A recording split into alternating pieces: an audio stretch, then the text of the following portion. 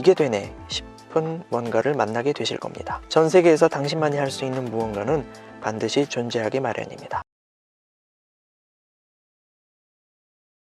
과거에는 실력보다 운이 더 중요한 시기가 있었습니다. 아무리 뛰어난 재능을 갖고 있더라도 이를 세상에 드러낼 수 있는 기회가 흔하지 않았기 때문입니다. 그래서 동네마다 난다긴다 하는 분들은 많았겠지만 그분들도 동네에서나 좀 유명한 수준일 뿐 결국엔 취업하고 퇴직 후 치킨집 차리게 되는 운명에 순응하곤 했습니다. 이처럼 나의 실력도 물론 중요하지만 과거에는 그것만큼이나 내가 태어난 집안의 재력 또는 내가 태어난 지역이나 살면서 만나게 되는 사람들 등등의 외부적 요인이 더 중요했던 것이죠. 하지만 00년대 이후부터 정보통신기술이 급격히 발달하자 전 세계는 마치 하나의 거대한 뇌처럼 작동하기 시작했습니다. 그리고 10년대 이후 누구나 컨텐츠를 만들 수 있게 도와주는 플랫폼 산업이 발전하면서부터 1인 미디어가 가지는 힘이 점점 강해지기 시작했죠. 그 결과 2024년을 살고 있는 우리는 마침내 공중파 미디어를 1인 미디어가 추월한 세상에 살게 되었습니다. 이제는 유튜버가 방송국에 섭외를 부탁하는 것이 아니라 방송국이 유튜브 측에 출연을 부탁하는 세상이 된 거죠. 이처럼 우리는 실력은 좋은데 운이 없어서 따위의 말은 더 이상 할 수 없는 시대를 살게 된 것입니다.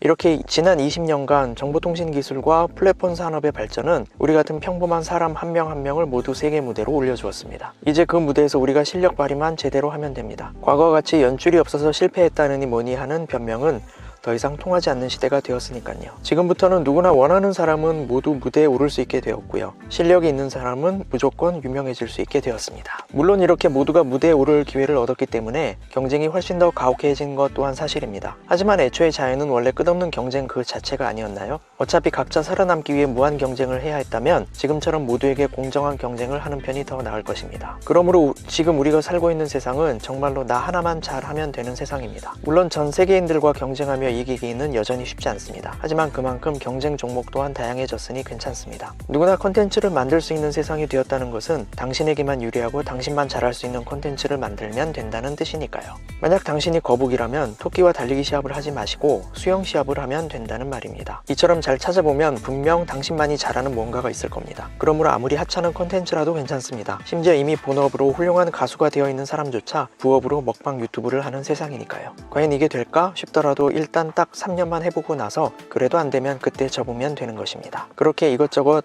하다 보면 어느 순간 이게 되네 싶은 뭔가를 만나게 되실 겁니다. 전 세계에서 당신만이 할 수 있는 무언가는 반드시 존재하기 마련입니다. 다만 그것을 찾기가 어려울 뿐이니까요. 감사합니다. 월치부였습니다.